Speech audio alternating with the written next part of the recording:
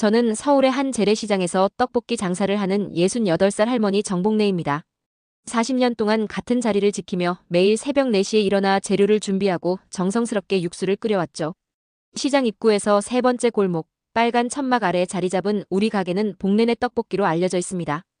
이곳에서 장사를 시작한 건 1985년 봄이었어요. 남편과 함께 시골에서 올라와 무작정 시작한 떡볶이 장사였죠. 처음엔 하루 종일 서서 일해도 손님이 몇 명 되지 않았습니다. 그래도 포기하지 않고 매일 아침 정성껏 육수를 내고 떡의 질감을 연구하고 양념의 비율을 조절했어요. 시행착오를 거듭하며 만들어낸 우리만의 비법이 있었죠. 멸치와 다시마, 물을 넣고 3시간 동안 끓인 육수에 직접 갈아 만든 고춧가루와 조청을 넣어 만든 양념장이 그것입니다. 세월이 흐르면서 단골 손님들이 하나둘 생기기 시작했어요. 학교 끝나고 오는 학생들, 퇴근길에 들르는 직장인들, 주말이면 가족 단위로 찾아오는 손님들까지. 어느새 우리 가게는 동네 사랑방 같은 곳이 되었죠. 남편과 함께 일하던 시절엔 더 행복했습니다. 남편은 재료 손질을 맡고 저는 조리를 담당했어요. 퇴근 후엔 함께 하루 일과를 정리하며 수입을 계산하고 내일 장사 준비를 했죠. 그러다 5년 전 남편이 갑작스러운 심장마비로 세상을 떠났습니다. 혼자 남겨진 저는 가게 문을 닫을까 고민도 했지만 매일 찾아오는 단골 손님들의 얼굴을 보며 마음을 다잡았어요. 남편과 함께 일궈온 이 자리를 지켜야겠다고 생각했죠. 그해 봄이었습니다. 따스한 봄바람이 시장 골목을 스치는 4월의 어느 오후였어요. 벚꽃이 흩날리는 거리를 지나 온 손님들로 가게는 북적였죠. 평소처럼 떡볶이를 만들고 있는데 낯선 발걸음 소리가 들렸습니다. 고개를 들어보니 커다란 배낭을 맨 외국인 청년이 가게 앞에 서서 메뉴판을 들여다보고 있었어요. 금발의 푸른 눈, 목에는 전문가용으로 보이는 캐논 카메라를 걸고 있었죠. 키가 훤칠하고 얼굴은 해맑았지만 며칠은 제대로 씻지 못한 듯 수염이 덥수룩했고 옷도 구겨져 있었습니다. 청년은 한참을 망설이다가 천천히 가게 안으로 들어왔어요. 벽에 걸린 메뉴판을 보더니 떡볶이 사진을 가리키며 서툰 한국말로 말했습니다. 이것 하나 주세요.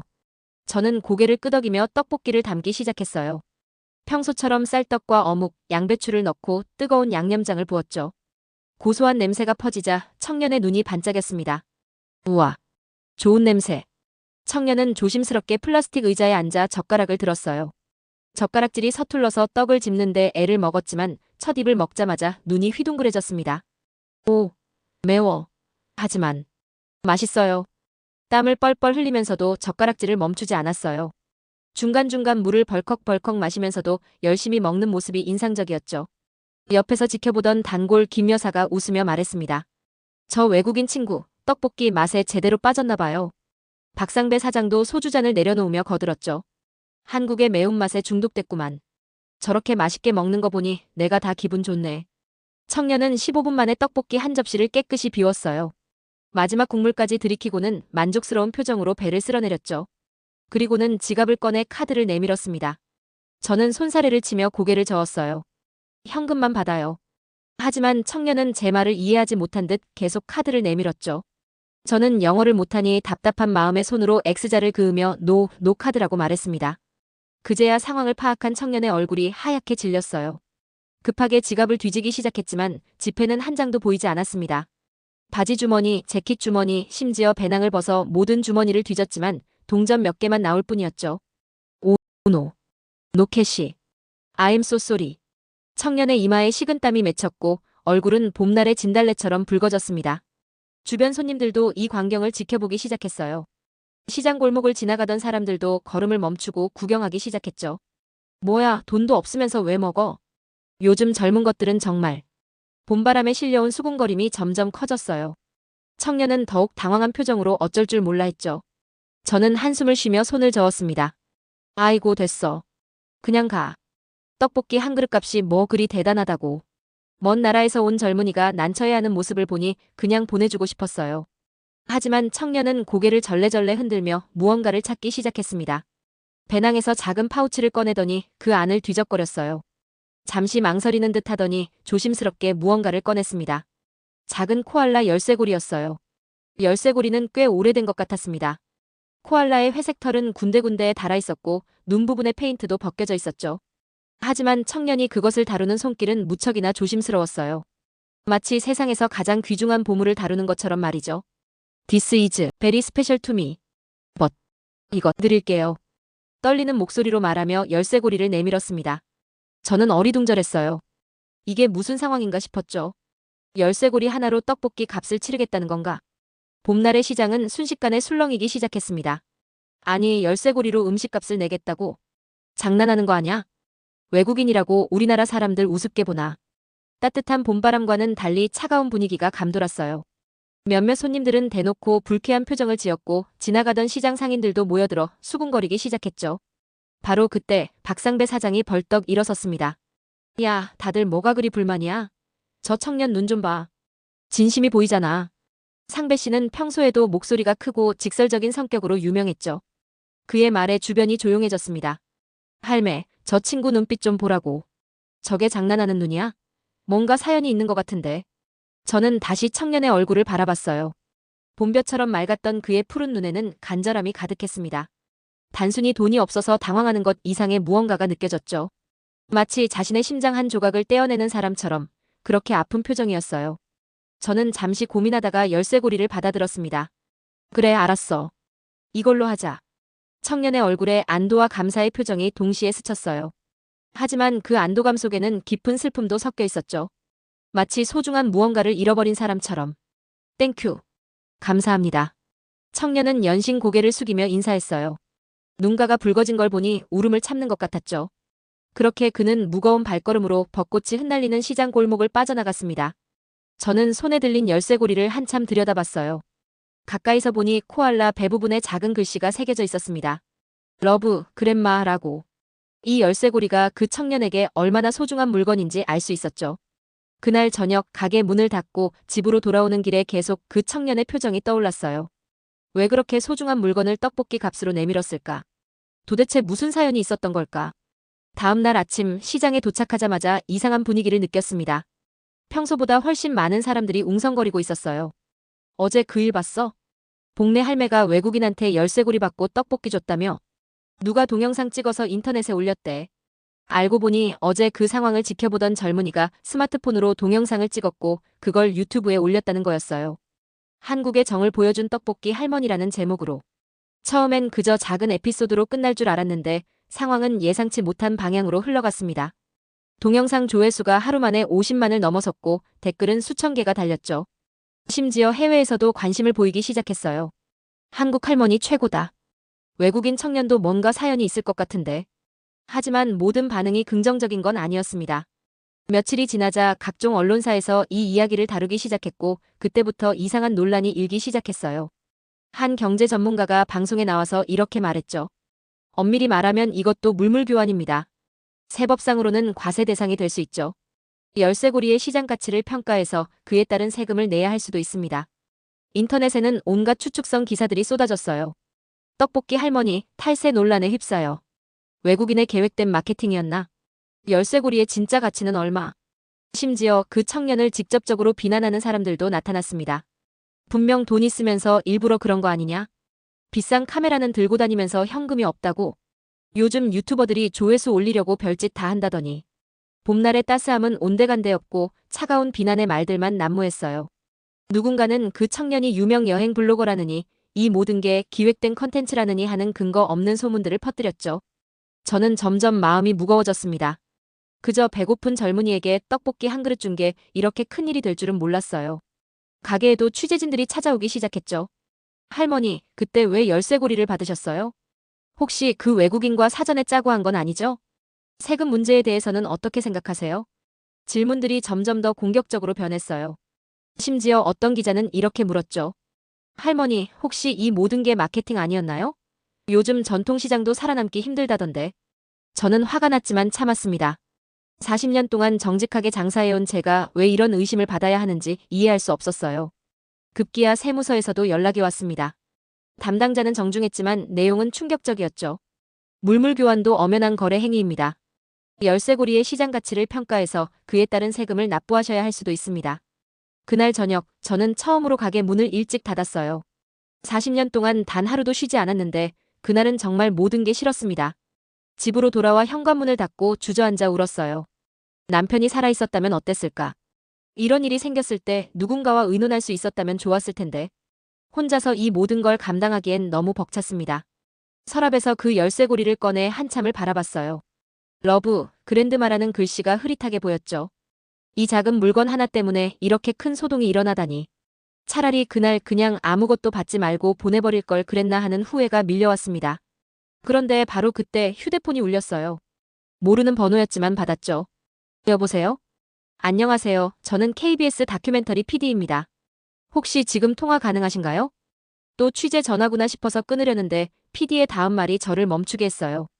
그 외국인 청년을 찾았습니다. 이야기를 들어보니 할머니께서 꼭 아셔야 할 것 같아서요. 다음 날 아침 봄비가 내리는 가운데 저는 떨리는 마음으로 가게 문을 열었습니다. 평소처럼 육수를 끓이고 재료를 준비하는데 누군가 가게 앞에 섰어요. 고개를 들어보니 그 청년이었습니다. 하지만 혼자가 아니었어요. 정장을 입은 젊은 여성과 함께 있었죠. 청년은 며칠 전보다 훨씬 깔끔한 모습이었어요. 면도도 했고 옷도 단정했죠. 할머니, 안녕하세요. 여성이 먼저 인사했어요. 그녀는 프리랜서 통역사라고 자신을 소개했죠. 제 이름은 마이클 브라운입니다. 호주에서 왔어요. 지난번에 정말 죄송했습니다. 청년이 깊이 고개를 숙였어요. 그의 푸른 눈에는 여전히 그날의 진심이 담겨 있었죠. 저는 다큐멘터리 작가입니다. 3개월 전부터 아시아 각국을 여행하며 진짜 이야기를 찾아다니고 있었어요. 한국에 오기 직전 태국에서 제 가방을 도둑 맞았습니다. 통역사가 차분히 번역을 이어갔어요. 여권과 약간의 현금만 몸에 지니고 있었는데 그마저도 한국에 도착해서 숙소비로 다 써버렸어요. 은행 카드는 있었지만 현금 인출이 안 되는 문제가 있었죠. 호주 대사관에 도움을 요청했지만 주말이라 월요일까지 기다려야 했습니다. 청년의 목소리가 떨렸어요. 3일 동안 제대로 먹지 못했어요. 그날 할머니 가게 앞을 지나가다가 떡볶이 냄새를 맡았죠. 너무 배가 고팠어요. 카드가 된다면 먹을 수 있을 거라고 생각했는데 그는 잠시 말을 멈추고 깊은 숨을 들이쉬었어요. 그때 할머니께서 보여주신 따뜻한 마음. 정말 잊을 수 없어요. 제가 드린 열쇠고리는 청년의 눈가가 붉어졌습니다. 15년 전 제가 처음 해외여행을 떠날 때 할머니께서 주신 거예요. 이걸 가지고 있으면 내가 어디에 있든 할머니가 함께 있는 거야 라고 하셨죠. 할머니는 3년 전에 돌아가셨어요. 이제 저도 눈물을 참을 수 없었어요. 그날 떡볶이를 먹으면서 돌아가신 할머니 생각이 났어요. 따뜻한 음식 한 그릇에 담긴 사랑. 그게 얼마나 큰 힘이 되는지 다시 한번 느꼈죠. 그래서 제가 드릴 수 있는 가장 소중한 것을 드리고 싶었어요. 청년은 흰 봉투를 내밀었습니다. 이건 떡볶이 값입니다. 늦어서 죄송해요. 봉투 안에는 10,000원짜리 지폐 한 장과 함께 편지가 들어있었어요. 통역사가 읽어주기 시작했죠. 사랑하는 할머니께 저는 세계 곳곳에 진짜 이야기를 찾아다니는 다큐멘터리 작가입니다. 하지만 한국에서 제가 찾은 건 단순한 이야기가 아니었어요. 따뜻한 마음 그 자체였죠. 할머니의 떡볶이는 단순한 음식이 아니었습니다. 그 안에는 40년 세월이 담겨 있었고 누군가를 향한 진심이 있었어요. 배고픈 이방인에게 선뜻 음식을 내어주시는 그 마음이 저를 울렸습니다. 제가 드린 열쇠고리에 대해 많은 분들이 오해하고 있다는 걸 알게 됐어요. 그건 제 할머니의 유품입니다. 세상에서 가장 소중한 물건이었죠. 하지만 그날 저는 그걸 드리는 게 옳다고 생각했어요. 할머니께서 보여주신 사랑에 제가 드릴 수 있는 최고의 감사였으니까요. 이제 저는 한국을 떠납니다. 하지만 이곳에서의 경험은 평생 잊지 못할 거예요. 앞으로 제가 만들 모든 다큐멘터리에 이 이야기를 담을 겁니다. 언어와 문화를 넘어선 진심의 힘에 대해서요. 감사합니다. 그리고 사랑합니다. 마이클 브라운 올림. 편지를 다 읽고 나자 가게 안이 조용해졌어요. 어느새 주변에 모여든 시장 사람들도 모두 숙연해졌죠. 할머니 죄송합니다. 제 때문에 많이 힘드셨죠? 마이클이 또다시 고개를 숙였어요. 아니야. 내가 더 미안하지. 내 소중한 물건을. 제가 열쇠고리를 돌려주려 하자 마이클이 손을 내저었어요. 아니요, 그건 이제 할머니 것이에요. 저희 할머니도 분명 기뻐하실 거예요. 그는 미소 지으며 말했죠. 대신 오늘 떡볶이 한 그릇 더 먹고 가도 될까요? 이번엔 현금으로 살게요. 저는 웃으며 고개를 끄덕였어요. 떡볶이를 담으면서 평소보다 떡을 2배로 넣었죠. 어묵도 듬뿍 양배추도 한 움큼 더 얹었어요. 잠깐만. 갑자기 박상배 사장이 소리쳤어요. 그는 자기 가게로 뛰어가더니 커다란 생선 한 마리를 들고 왔죠. 이거 가져가. 구워 먹으면 맛있어. 옆집 김 여사도 김치통을 들고 왔어요. 여행 중에 김치 없으면 서운하지. 이거 조금 싸가. 순식간에 시장 상인들이 하나둘 모여들었어요. 누구는 과일을, 누구는 반찬을, 누구는 떡을 가져왔죠. 본비에 젖은 마이클의 배낭은 금세 한국의 정으로 가득 찼습니다. 바로 그때 또 다른 사람들이 나타났어요. 카메라를 든 취재진이었죠. 하지만 이번엔 달랐습니다. 그들은 정중하게 허락을 구했고 진실을 알리고 계속 편집쉽다고 했어요. 그날 오후 KBS 9시 뉴스에 특집 기사가 나갔습니다. 코알라 열쇠고리에 담긴 두 할머니의 사랑이라는 제목으로요. 방송에는 마이클의 인터뷰와 함께 그동안 알려지지 않았던 진실이 담겨 있었죠.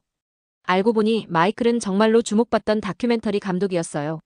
인간의 조건이라는 작품으로 칸느 영화제에서 신인상을 받았고 호주에서는 꽤 알려진 인물이었죠. 하지만 그는 유명세를 뒤로하고 더 진실한 이야기를 찾아 여행을 떠났던 거였습니다. 방송이 나간 후 여론은 완전히 뒤집혔어요. 마이클을 비난했던 사람들이 사과하기 시작했고 세무서도 특수한 상황을 고려해 과세하지 않기로 했다고 발표했죠. 하지만 가장 큰 변화는 우리 시장에서 일어났습니다.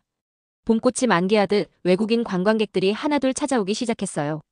마이클의 이야기를 듣고 온 사람들이었죠. 그들은 떡볶이를 먹으며 한국의 정을 경험하고 싶어 했습니다. 시장 상인회에서는 이를 계기로 정이 있는 전통시장 프로젝트를 시작했어요. 외국인을 위한 안내 표지판을 설치하고 간단한 한국어 회화집을 만들어 배포했죠. 심지어 박상배 사장은 영어 학원에 등록하기까지 했습니다. 나이 60에 영어 배우는 게 쉽겠어? 그래도 외국 손님들이랑 얘기하고 싶어서. 그렇게 봄이 깊어가던 5월 어느 날 국제특급 우편이 도착했습니다. 보낸 사람은 마이클이었죠. 소포를 열어보니 DVD 한 장과 편지가 들어있었어요. 할머니께 드디어 다큐멘터리가 완성됐습니다. 제목은 떡볶이 한 그릇의 기적이에요. 할머니의 이야기가 중심이 되는 작품입니다. 이 작품은 벌써 여러 영화제에 초청받았어요. 꼭 한국에 가서 할머니를 직접 모시고 싶어요. 그리고 한 가지 더 알려드릴 게 있습니다. 제가 그날 잃어버렸다고 생각했던 것들을 다시 찾았어요. 할머니의 따뜻한 마음 덕분에요. 열쇠고리는 여전히 할머니께 드리고 싶습니다. 대신 저는 새로운 부적을 가지고 다녀요. 할머니가 만들어주신 떡볶이 사진이죠. 곧 뵙겠습니다. 사랑과 존경을 담아 마이클. DVD를 틀어보니 정말 아름다운 다큐멘터리였어요. 봄날의 우리 시장 모습, 떡볶이 만드는 과정, 그리고 그날의 이야기가 따뜻하게 담겨 있었죠. 마지막 장면에는 이런 자막이 떴습니다. 진심은 언어보다 빠르고 사랑은 국경보다 넓다. 9월에 부산국제영화제가 열렸어요. 마이클이 직접 와서 저를 모시러 왔죠. 난생 처음으로 레드카펫을 밟았습니다. 플래시 세례를 받으며 걸어가는데 옆에서 마이클이 속삭였어요. 할머니, 긴장하지 마세요. 할머니는 진짜 스타니까요. 상영이 끝난 후 관객들의 기립박수가 쏟아졌어요. 많은 사람들이 눈물을 흘리고 있었죠. 질의응답 시간에 한 관객이 물었습니다. 열쇠고리의 가치가 얼마나 된다고 생각하세요? 마이클이 대답했어요. 돈으로 환산할 수 없습니다. 하지만 굳이 따지자면 제 전 재산보다 더 가치 있다고 생각해요. 왜냐하면 그 안에는 두 할머니의 사랑이 담겨 있으니까요. 그날 밤 우리는 부산의 한 재래시장에서 떡볶이를 먹었어요. 마이클은 이제 젓가락질도 능숙해졌죠. 할머니, 한국의 지사를 설립하기로 했어요. 앞으로 자주 뵐 수 있을 것 같아요. 그래. 그럼 우리 가게 단골 손님 되는 거야? 물론이죠. 그리고 혹시 제자로 받아주실 수 있나요? 떡볶이 만드는 법을 배우고 싶어요. 우리는 모두 웃었어요. 바닷바람이 불어와 그 웃음소리를 실어날랐죠. 이듬해 봄, 놀라운 일이 벌어졌습니다. 마이클의 다큐멘터리가 아카데미상 단편 다큐멘터리 부문에 노미네이트된 거예요. 시상식장에서 마이클은 수상소감으로 이렇게 말했죠. 이 상은 제가 아닌 서울의 한 재래시장에서 40년간 떡볶이를 만들어 오신 정복래 할머니께 바칩니다. 할머니는 제게 가르쳐 주셨어요. 음식은 단순한 끼니가 아니라 마음을 전하는 도구라는 것을요. 그 후로 우리 가게는 세계적인 명소가 됐어요. 각국의 방송사에서 취재를 오고 유명 인사들도 찾아왔죠. 하지만 저는 여전히 같은 가격에 떡볶이를 팔고 있습니다. 현금만 받는 것도 그대로고요. 다만 한 가지 달라진 게 있다면 이제는 가게 입구에 작은 팻말이 하나 더 생겼다는 거예요. 여러 나라 언어로 이렇게 쓰여 있죠. 카드는 안 받지만 마음은 받습니다. 그리고 그 옆에는 코알라 열쇠고리가 걸려 있어요. 봄볕을 받아 반짝이는 그 작은 코알라를 볼 때마다 저는 생각합니다. 세상에는 돈보다 더 귀한 것들이 있다는 걸. 그리고 그런 것들이 우리 삶을 더욱 풍요롭게 만든다는 걸요. 오늘도 저는 떡볶이를 끓입니다. 40년 전 봄날이나 지금이나 변함없이요. 다만 이제는 그 안에 더 많은 이야기가 담겨 있을 뿐이죠. 전 세계에서 온 손님들에게 저는 말합니다. 많이 드세요. 맛있게 드시는 게 제 마음을 받아주시는 거예요. 작년 봄 마이클이 특별한 소식을 가지고 왔어요. 할머니, 드디어 해냈어요. 그의 손에는 책 한 권이 들려 있었죠. 할머니의 레시피라는 제목의 요리책이었어요. 전 세계 할머니들의 음식과 그 속에 담긴 이야기를 모은 책이었죠. 첫 번째 챕터는 당연히 정복래 할머니의 떡볶이였습니다. 이 책의 수익금 전액은 어려운 이웃들을 위한 무료 급식소 설립에 쓰일 거예요. 할머니 이름으로요. 저는 놀라서 말문이 막혔어요. 마이클은 미소 지으며 말했죠. 할머니가 저에게 베풀어 주신 그 마음을 이제는 더 많은 사람들과 나누고 싶어요. 올해로 제 나이 70이 됐습니다. 여전히 매일 새벽 4시에 일어나 떡볶이를 만들어요. 이제는 손녀 같은 제자도 생겼죠. 마이클이 소개해준 요리학교 학생들이에요. 한국인도 있고 외국인도 있어요. 그들은 모두 음식에 마음을 담는 법을 배우러 왔다고 하더군요. 얼마 전 오랜만에 마이클에게서 영상통화가 왔어요. 그는 지금 아프리카 케냐의 한 마을에서 새로운 다큐멘터리를 찍고 있대요. 할머니, 여기 할머니가 하신 것처럼 마을 사람들이 서로 음식을 나누며 살아가고 있어요. 가진 게 없어도 나누는 마음만은 풍족하더라고요. 화면 너머로 아프리카 아이들이 손을 흔들었어요. 그들의 맑은 눈동자를 보니 문득 깨달았죠. 마음의 언어는 정말 국경이 없다는 걸요.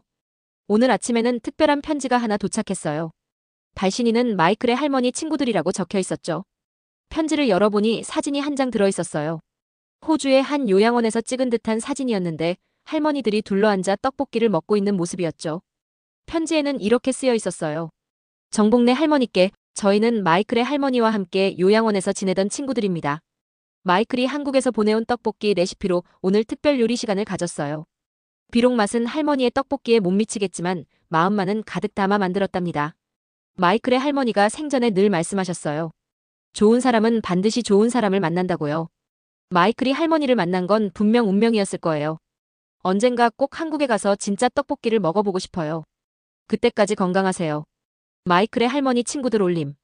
저는 편지를 읽으며 또 눈물이 났어요. 이게 바로 삶의 아름다움이 아닐까요? 작은 친절 하나가 큰 물결이 되어 전 세계로 퍼져나가는 것.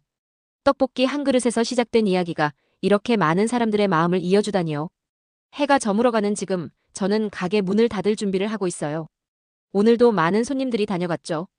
동네 학생들, 회사원들, 그리고 멀리서 찾아온 외국인 관광객들까지. 그들은 모두 각자의 이야기를 가지고 왔다가 조금 더 따뜻해진 마음을 안고 돌아갔어요. 가게 한쪽 벽에는 이제 세계 각국에서 보내온 사진들이 가득합니다. 떡볶이를 먹으며 웃고 있는 사람들의 모습이 담긴 사진들이죠. 그 중앙에는 마이클과 제가 함께 찍은 사진이 걸려 있어요. 그 옆에는 코알라 열쇠고리도 함께요. 봄날의 노을빛이 창문으로 들어와 열쇠고리를 비춥니다. 반짝이는 그 모습을 보며 저는 생각해요. 이 모든 게 꿈만 같다고. 하지만 이건 분명 현실이고 우리가 함께 만들어낸 기적이죠. 문득 남편 생각이 났어요. 그이가 살아있었다면 이 모든 일들을 얼마나 신기해했을까요? 아마 여보, 우리가 세계적인 유명인사가 됐어. 라며 크게 웃었겠죠. 내일도 저는 새벽 4시에 일어날 겁니다. 육수를 끓이고 떡을 준비하고 어묵을 썰겠죠. 그리고 또 누군가에게 따뜻한 한 끼를 대접할 거예요. 그게 제가 할 수 있는 일이고 해야 할 일이니까요. 마지막으로 하고 싶은 말이 있어요. 여러분도 주변을 한번 둘러보세요. 도움이 필요한 사람이 있다면 망설이지 말고 손을 내밀어 보세요. 그 작은 친절이 어떤 기적을 만들어낼지는 아무도 모르니까요. 진심은 언어보다 빠르고 사랑은 국경보다 넓습니다. 이 말을 가슴에 새기며 오늘 하루를 마무리합니다. 내일 또 뵙겠습니다. 떡볶이 한 그릇 드시러 오세요. 카드는 안 받지만 마음은 언제나 활짝 열려 있답니다. 봄바람에 실려온 벚꽃 향기가 시장 골목을 가득 채웁니다. 어디선가 아이들의 웃음소리가 들려오고 저녁을 준비하는 집집마다 따뜻한 불빛이 켜지죠. 이런 평범한 일상 속에서 우리는 서로의 마음을 나누며 살아갑니다. 그리고 그것이 바로 삶을 아름답게 만드는 비결이 아닐까요? 밤하늘을 올려다보니 별들이 반짝입니다. 마치 전 세계 곳곳에서 떡볶이를 먹으며 행복해하는 사람들의 미소처럼 말이죠. 저는 오늘도 감사한 마음으로 하루를 마칩니다. 내일은 또 어떤 만남이 기다리고 있을까요? 설레는 마음으로 새로운 하루를 기다려봅니다. 구독과 좋아요는 좋은 컨텐츠 제작으로 보답합니다.